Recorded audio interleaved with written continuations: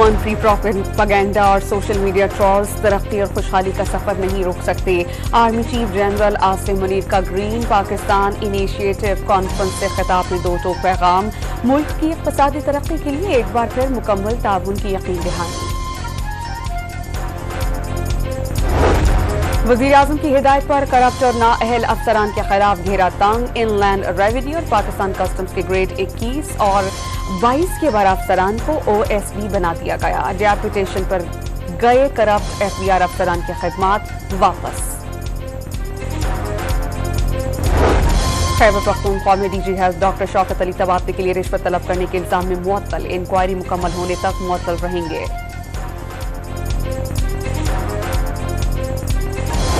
और बलोचिस्तान में मूसलाधार बारिशों का सिलसिला वक्फे से जारी। नदी नालों में तोफ़यानी, राबता सड़कें मुतासिर। मुख्तलिफ वाक़यात में 2 अफराद जान बहक।